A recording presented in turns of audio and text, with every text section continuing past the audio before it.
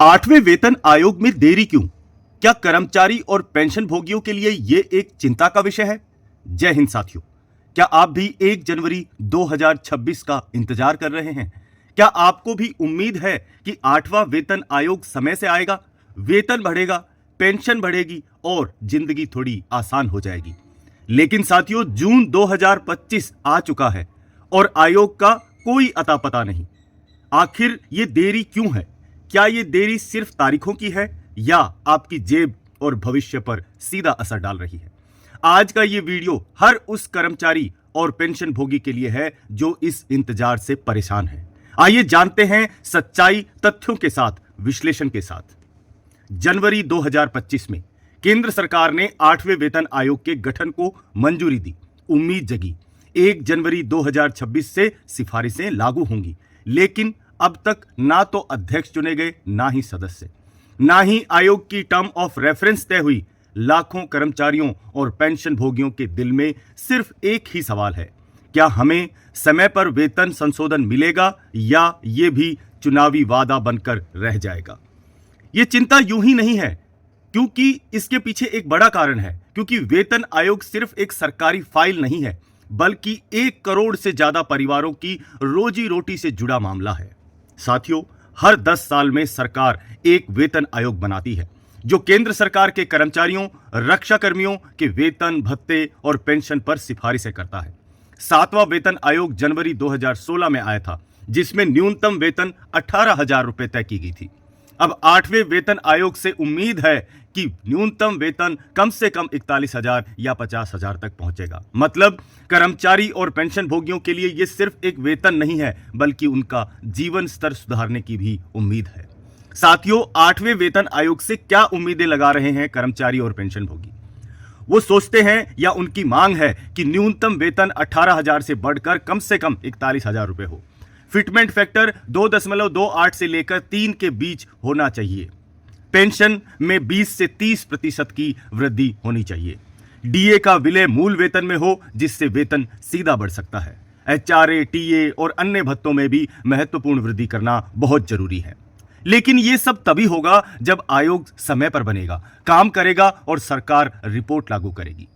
साथियों, देरी क्यों हो रही है? जनवरी 2025 में घोषणा हुई, लेकिन जून 6 महीने में कोई भी डेवलपमेंट नहीं। ना तो अध्यक्ष नियुक्त हुए, ना ही सदस्य, ना टीओआर, और बजट 2025 में कोई भी फंडिंग नहीं दी गई थी इसके लिए। इसका मतलब सरकार देरी कर रही है जानबूझकर। वजह क्या हो सकती है?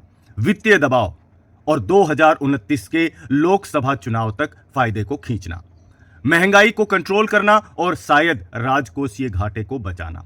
लेकिन सवाल यह है कि क्या लाखों कर्मचारियों की उम्मीदों को इस तरह टाला जाना उचित है? सरकारी कर्मचारियों की जो यूनियन है, उनकी क्या मांगे हैं? उनकी मांगे हैं कि न्यूनतम वेतन 5 सदस्यीय परिवार के हिसाब से तय होना चाहिए। फिटमेंट फैक्टर कम से कम 2.86 होना चाहिए। डीए को मूल वेतन में मिलाया जाना चाहिए। पेंशन भोगियों के लिए एनपीएस के तहत पेंशन में पारदर्शिता आनी चाहिए।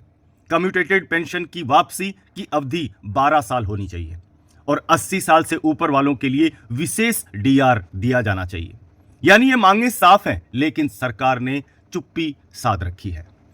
क्या ये देरी चिंता का विषय है? हां, ये देरी चिंता का विषय है, क्योंकि इससे आर्थिक योजना गड़बड़ा रही है।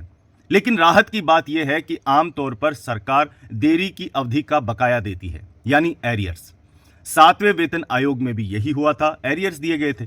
प्रधानमंत्री की मंजूरी और 10 के चक्कर, ये दोनों संकेत हैं कि लागू तो होगा, लेकिन देरी है, पर उम्मीद अभी तक जिंदा है। साथियों, सरकार को जल्दी से जल्दी क्या करना चाहिए?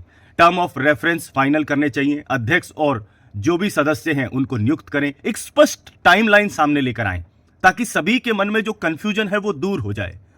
और मेरा निवेदन है कि कर्मचारी और पेंशन भोगी अफवाहों से बचें, केवल सरकारी घोषणाओं पर ध्यान दें।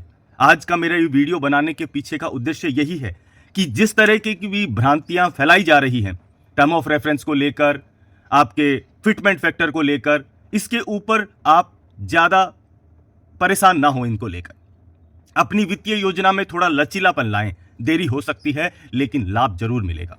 साथियों, अगर ये वीडियो आपको जानकारीपूर्ण और सच्चाई पर आधारित लगा तो इसे लाइक जरूर करें और शेयर करें सभी कर्मचारियों और पेंशन भोगियों के साथ। चैनल को सब्सक्राइब करें ताकि आपको ऐसी जरूरी अपडेट सबसे पहले मिल पाए, और कमेंट कर कर बताएं कि आपको सबसे ज्यादा किस बात की चिंता है, वेतन, पेंशन या समय पर लागू नहीं होने की। जय हिंद साथियों, फिर मिलते हैं एक वीडियो में। तब तक के लिए वंदे मातरम। सरकार सुने या ना सुने, आपकी आवाज हम तक जरूर पहुंचेगी। जय हिंद।